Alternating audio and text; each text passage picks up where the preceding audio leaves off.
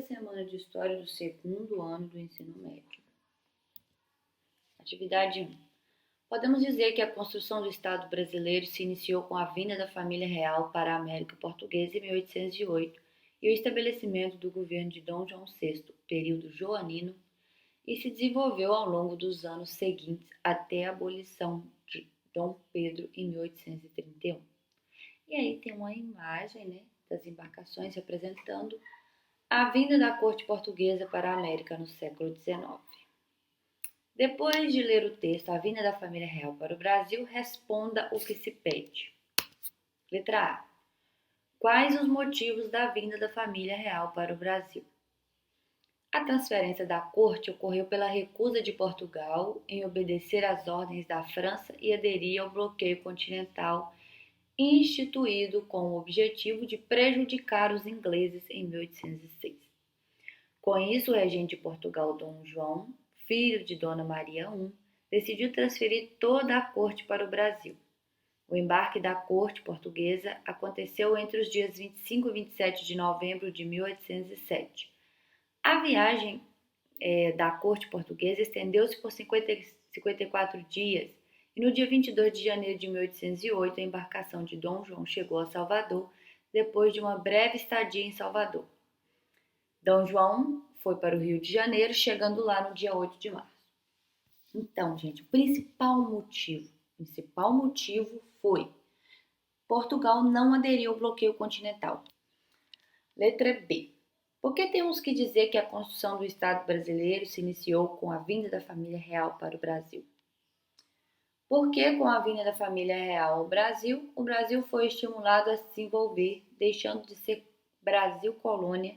E como a família real deixou Portugal durante a guerra, que tinha como objetivo de tomar Portugal, não era durante a guerra, né? Foi durante essa ameaça de Napoleão Bonaparte de invadir Portugal. As pessoas não consideraram Dom João. Então, ele desenvolveu mais ainda o Brasil. Trouxe costumes e um pouco da cultura da Europa. Essa foi a resposta do Pedro Augusto. Então, eu coloquei tal qual ele escreveu, né? É uma interpretação dele, né? Apesar de que ali não era uma guerra.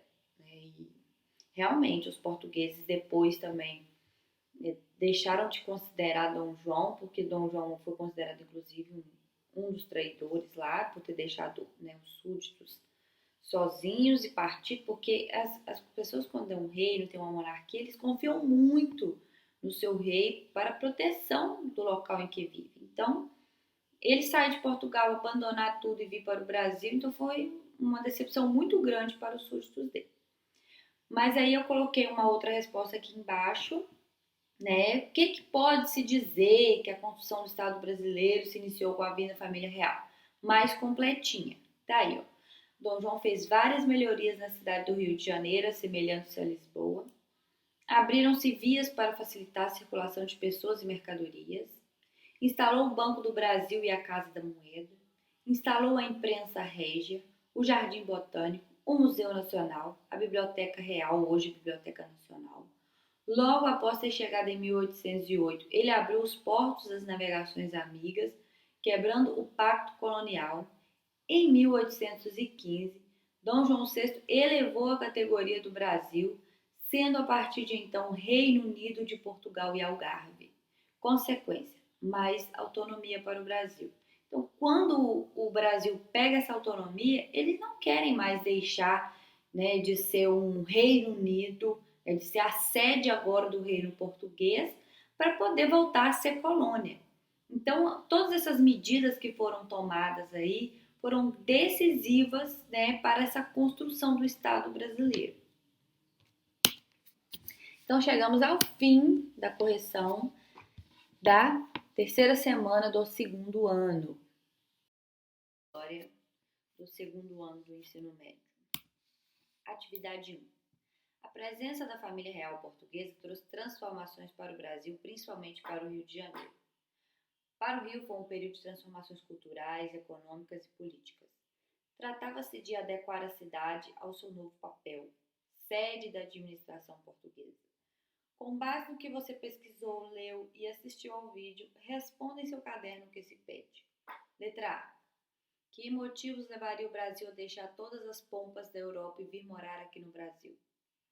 Essa é praticamente a mesma pergunta da semana 3, né? Eles repetiram ela aqui.